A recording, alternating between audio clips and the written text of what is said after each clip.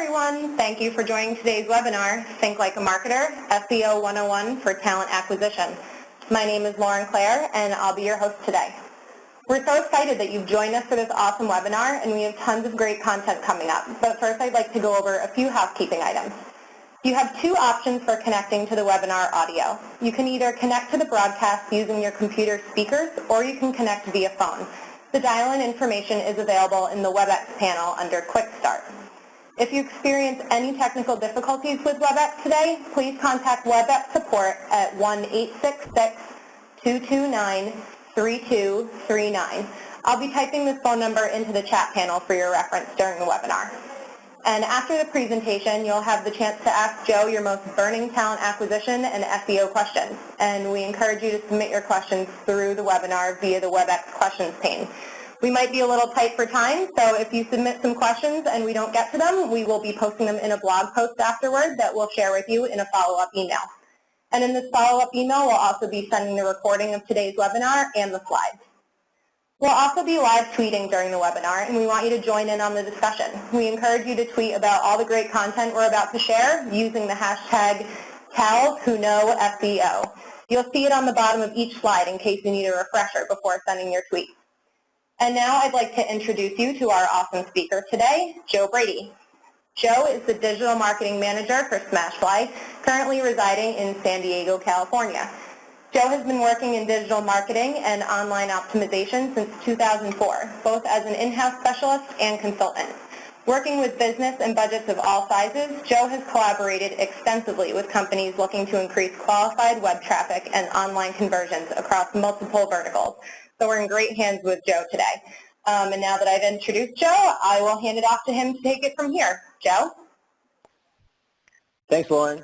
Hello, everyone. As Lauren said, my name is Joe Brady. I'm the Digital Marketing Manager here at SmashFly. So I'm in charge of basically every method that the company uses to increase our web traffic and conversions. And while that covers a lot of areas, the subject that I've spent the most time in my career working on over the past few years has been search engine optimization. So I'm very excited about getting to present this talk today. And I really hope that for everyone watching, that in 30 minutes you sit up from your desk and think, how did I even do my job before this webinar?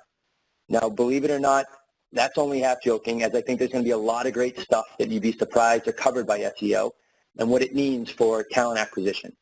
As this is a 101 webinar, we're going to quickly run through an overview of SEO and how the search engines think, and then we'll jump into the application stuff on how to optimize for them.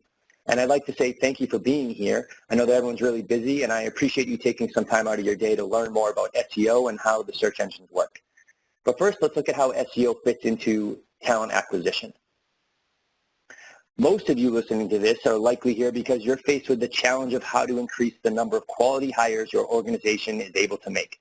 And when we look at the talent acquisition funnel, we really see a sort of break between the top half, which is focused on generating applications, and the bottom half, which is focused on moving that candidate from an applicant to hire. And SEO really plays a role in all three phases of recruitment marketing. As beyond just that initial job search, we all know that candidates continue to act more and more like consumers.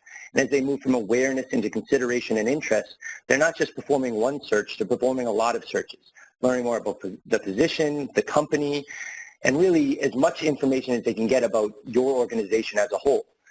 Now, when we think about search, and more importantly, the individuals we want to get our job posts in front of, we don't want it in front of everyone. We want to focus on our ideal candidates. And what defines an ideal candidate? Well, my guess is that your ideal candidate is the individual that moves through this funnel the fastest. And so our goal with SEO is not just to generate more candidates, but to genuinely improve how many of our ideal candidates we can get to enter the funnel.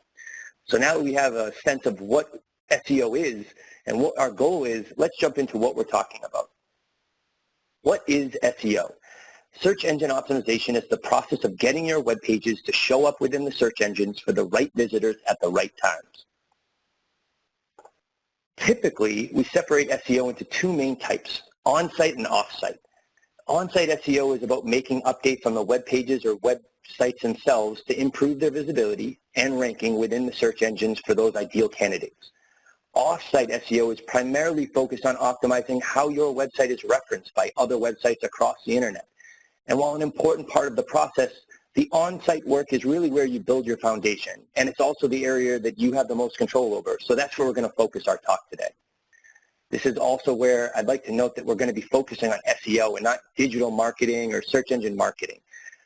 While SEO is focused on showing up in the organic results, digital marketing can cover a whole host of things, from paid search to affiliate marketing, retargeting, content syndication, et cetera, and we're not going to be covering those topics today. So now that we know what we're talking about, but why is this stuff important? Well, as I mentioned earlier, SEO is about getting your content to show up in front of your ideal candidates. However, unfortunately, it's not enough just to get it to show up. You need it to show up high enough that they'll click on it. And according to a 2014 study on the click-through rate to organic search results, 31% of individuals click on the first result. 14% click on the second result. A cumulative 23% click on one of the positions 3, 4, or 5. And unfortunately, if your pet web page ranks at position 6 or any spot after that, the odds that someone will visit your website following that search is around 10%. Now, I realize there are a couple math whizzes probably in this webinar right now that are thinking, hey, Joe, those numbers don't add up to 100%, and you're right. And that's because 100% of the people who type in a search don't click on an organic search result. They might click on a paid search, or they might enter in a new search. But I think the more relevant question for today, and for everyone on the call, is why is SEO important to talent acquisition and talent acquisition leaders such as yourself? As I discussed before, when we're not just trying to attract interest about the jobs with our ideal candidates, and in order to do that, we need to optimize for those individuals. Now, the question remains, are your ideal candidates using search engines? And the answer is yes. In fact, 73% of candidates use Google search when they begin looking for a job. So there's a very good chance that if someone is out there looking to change their current position that fits your ideal candidate model, then they're likely using search as a part of their process. In addition, of that 27% not starting on search engines, many are going directly to job boards, or they use a search engine and the first place they visit is a job board and they never leave, right? And now they start searching in that job board itself. And what's great is that many of these optimization tips won't only help you get your job found by the right candidates on the search engines, they'll also improve how they are found by individuals when they're searching these job boards. Now, as I said, our goal isn't just quantity, it's finding the right people.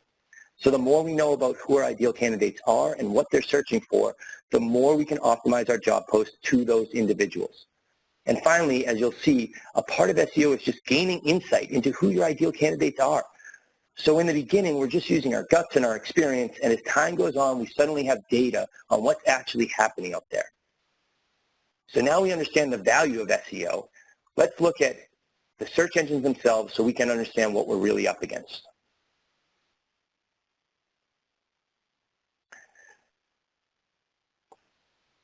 Simply, search engines exist because there was a problem. The internet was growing rapidly, and suddenly you have billions of web pages, and there's no way to index them or comb through them all. The founders of modern search engines took it on as a math problem and built very complex formulas with the goal of being able to find the best page on the internet for every conceivable search. So whenever you go into your favorite search engine and type something in, the first organic result is the search engine's best guess that this web page has the information you were looking for. The second result is their second best guess, and so on and so forth. So how good are these guesses? Well, I'd wager that you actually trust your favorite search engine more than you trust yourself. Don't believe me? Think about the last time you typed something into your favorite search engine and didn't get the results you were looking for. Did you switch your search engine, or did you use the same search, or did you stay on the same search engine and update what you wrote? Chances are that you trust that the search engine is right, and that the issue is that you didn't provide them with the correct search. And it's not just you. This feeling that the search engine gives you the right answer if you ask the right question is what the search engines are built around. If you trust their results, then you stick with them and don't switch to a competitor. As a result, the search engines are constantly working to improve their guesses so that you keep using them and don't switch to anyone else. So search engines are desperate for content providers to let them know who the web page is targeted to. The more they can get the right content in front of the right people, the more people will continue to trust them to do it the next time. So if SEO is as simple as letting the search engines know exactly who the page will best be received by, then the most important part of SEO is understanding who you're targeting with our content. The first answer we need to address then is, who are your ideal candidates for each position? If it were as simple as anyone typing in digital marketing manager into their search bar, then this would be a simpler process. However, what if the job is for a digital marketing manager in Boston and that person is typing digital marketing manager into their favorite search engine and they happen to be in Sweden?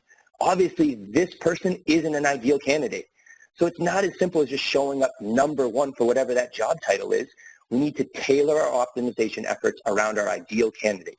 What are they actually searching for? And in addition to what they're searching for, where are they searching from? And the more we're able to align our optimization efforts with that data on the who, what, where, the more we're able to exploit the search engine's weaknesses.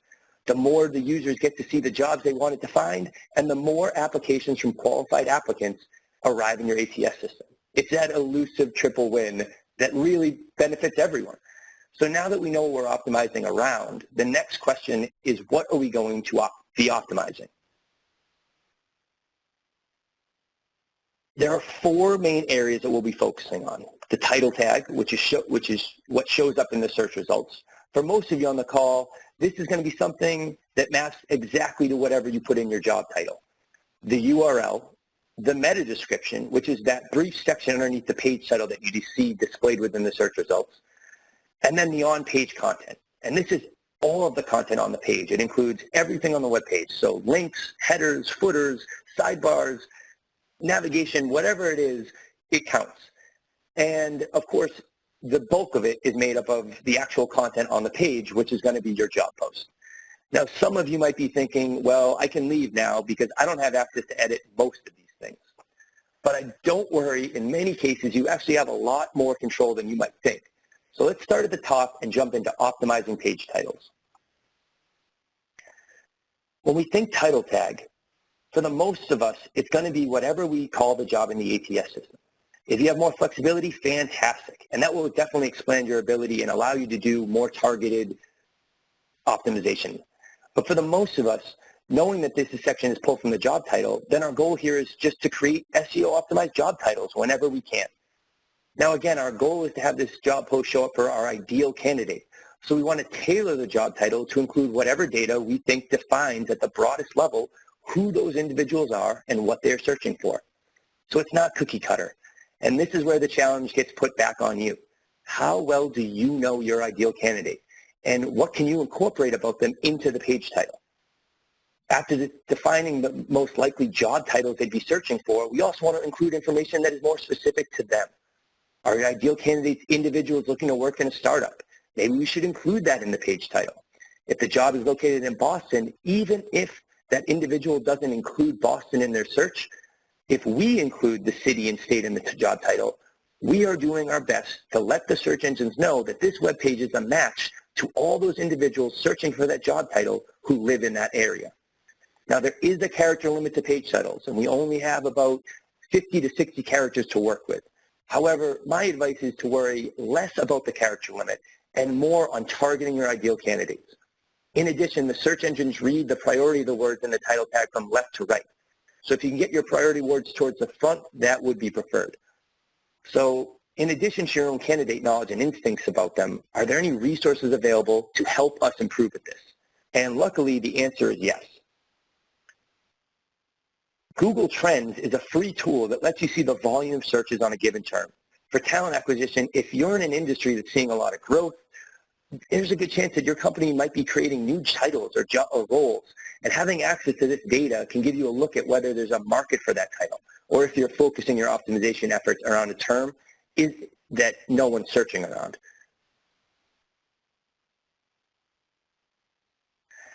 Now that we've created an optimized page title, the next area of focus for us is the URL.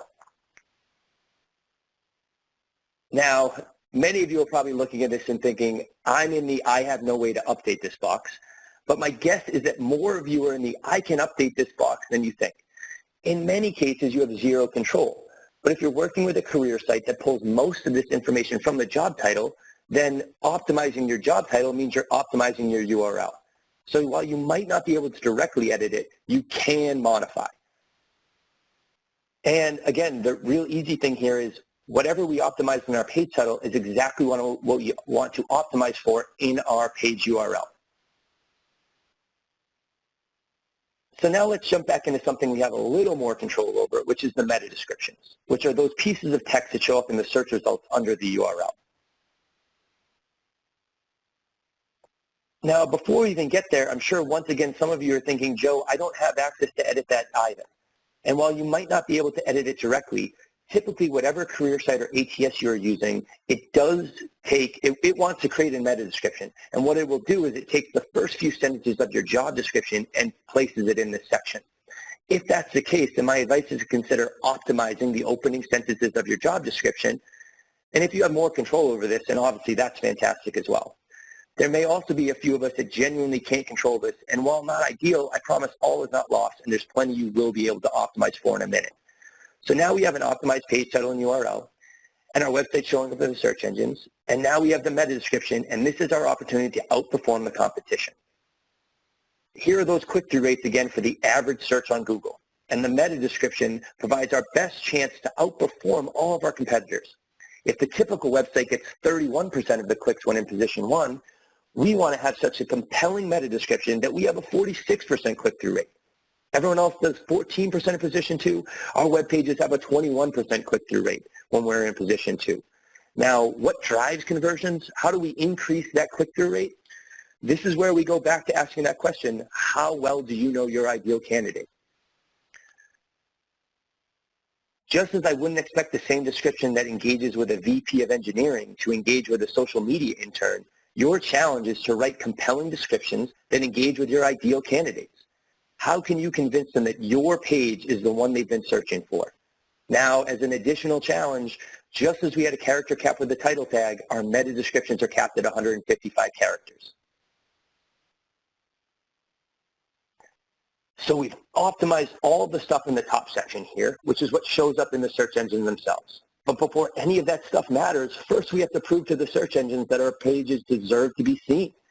And we accomplished that by having optimized content. While the search engines are evaluating all of the content on the page, realistically, your optimization efforts are going to be focused on the job post itself.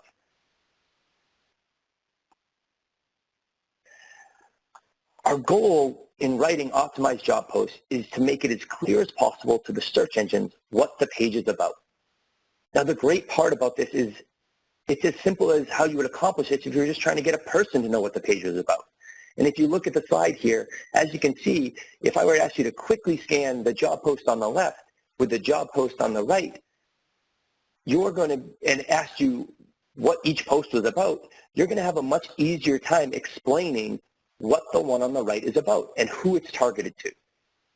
As you're making it clear to the readers what's important on the page, the search engines take that into account, and they're looking for which words are bolded or highlighted on the page. Now, in addition to using bold text, there are also things called H tags, which allow you to signify to the search engines the priority terms on a page. If you have access to adding these, I definitely recommend using them, but my guess is most of us here are locked into some limitations on what access of HTML we can actually affect. Now, in addition to making the key phrases noticeable to users and hoping the search engines get the message, wouldn't it be great if we could double down and really ensure that the search engines knew exactly who we were building these job postings for? And guess what? You can. By upping the frequency of that ideal candidate data into our job posts, we can really give the search engines a clear signal about who these web pages are meant for.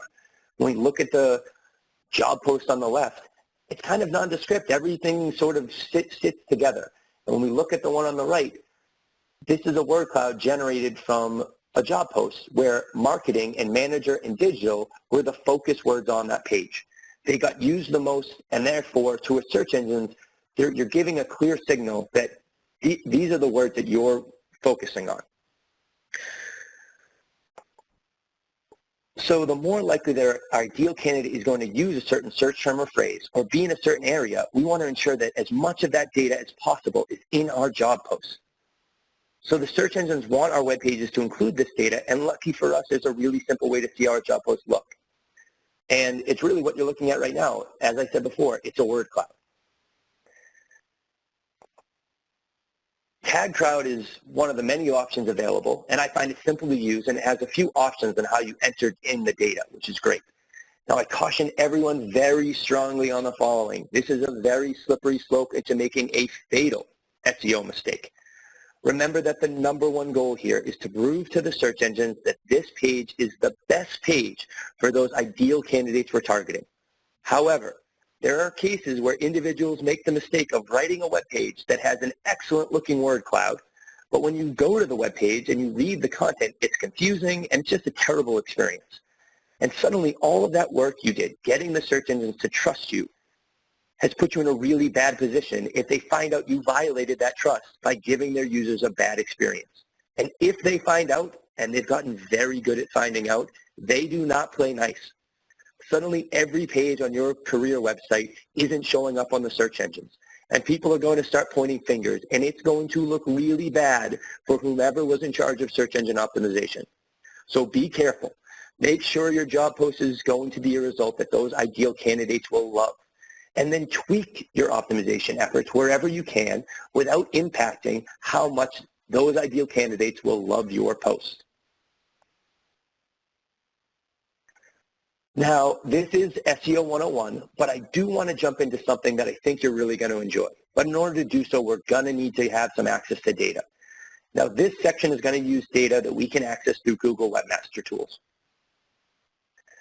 If you don't have Google Webmaster Tools running on your website, or it is running and you don't have access, I highly recommend working with whomever you need to in order to install it. And if you follow along for 1 second, I think you'll see why I'm so passionate about this. Now, why is Webmaster Tools so awesome? Well, first, it's free. And more importantly, it really provides a wealth of information on what individuals are searching for before they arrive on your website. Within Webmaster Tools, we have access not only to see what searches we're showing up for in terms of search impressions and clicks, but we can also track our position on those searches. And most importantly, we can look at this data on a page-by-page basis. And this page-by-page stuff is where it gets really exciting. So following this presentation, you're getting started optimizing, and you're using your best judgment. You look at the trends, you decide we think our ideal candidate is out there, and they're most likely going to be typing in digital marketing manager remote. And if we run a word cloud on your job post, it would look like something on the left here. A few weeks later, you go into your Google Webmaster Tools account, you look up the web page, and you go in to look at the actual URL of your job post. And you're going to look at both the searches and the number of the searches, and you're going to look for impressions and clicks. And when you place that information into a word cloud, you happen to get the one on the right. And for you eagle eyes in the group, you might right away spot that it looks like today's searches are in a bit of a time warp, and this job posting is getting a great amount of volume on impressions for telecommuting, despite the fact that when you look in Webmaster Tools and look at the searches that have telecommuting in them, you don't rank very well. Meanwhile, we're not getting much volume on searches with the word remote, even though we're ranking really well for it. So assuming the telecommuting traffic still represents an ideal candidate and that they chose to use the word telecommute and their search doesn't somehow disqualify them as a candidate, then the next opportunity we have to apply this data to either that job post or a similar one that shows up in the future, we should use it. And I think you can start to see the power of this, not just in terms of SEO, but the real insight that it brings into your entire talent acquisition process. You have the ability to access actual data into what the individuals in the market are searching on and engaging with, and you can keep updating your posts to target the right audience. So now I offer a little challenge for everyone listening, and the question is, how well do you know your ideal candidates today? Who are they and what are they searching for? So the challenge works as such. If you don't have Google Webmaster Tools up and running, get it up and running. And then in your next job post, after it's been up for 2 or 3 weeks, or at least definitely before it gets pulled off the web, head into your Webmaster Tools account and find the data for the URL on that specific job post. You're going to export all of the impressions and clicks that the web page showed up for whatever time period you decide to set. Now, take your impression data and enter it into a word cloud, setting the number of words in the word cloud to 5. And then do that with do the same exact thing with the URL of the job post. What percentage of words in your impression data match to the job post? As we're limiting to 5, this keeps us from over-optimizing, and it really allows us to target almost at a job title level who our ideal candidates are. Obviously, if they're not using location data, there's going to be some variances on how exact we can get with this, but the challenge is what percentage of the words can you match? And then to take it even further, can you get it so that they match if you were going to do it 1, 2, 3, 4, 5, so on and so forth? As no one's going to be releasing any sensitive data here, and aside from letting everyone know how talented you really are at your job and how well you know your ideal candidates, we're going to throw this challenge out on Twitter. And, you know, we've been using that hashtag the whole thing, but now we're going to update it. And it would be fantastic if some of you would try this exercise, add your job post, and figure out what percentage the top 5 words you were able to match. Is it 0%? Is it 100%? It's going to be great to figure out who is it out there that is generating optimized job postings the most. So use the hashtag and shout out what percentage points your posts match to. And I'd ask you extend this challenge yourselves to any peers or colleagues that you think might be up for it. My Twitter handle is @JoeBradySmash, so feel free to add me anytime you're making one of these posts. Some statistical evidence about who is targeting their candidates the best. Now, I should mention that if learning more about your candidates is something that is important to you, then I highly recommend getting in touch with someone here at SmashFly. As in addition to how our recruitment marketing platform can assist you in filling your talent pipeline and increasing the number of qualified applicants in your system, it does all that by providing you with deeper insights into who your ideal candidates are and which ones are making it, not just from awareness, but all the way down into that hire.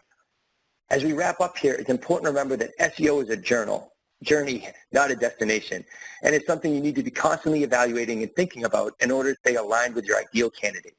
Now, I half-jokingly mentioned that I hope everyone walked away from this thinking, how did I do my job before this? And while it's a stretch, I do hope that for some of you, you're really excited about the value that SEO can bring, not only to your job posts, but genuine insights into the candidates you're actually trying to attract.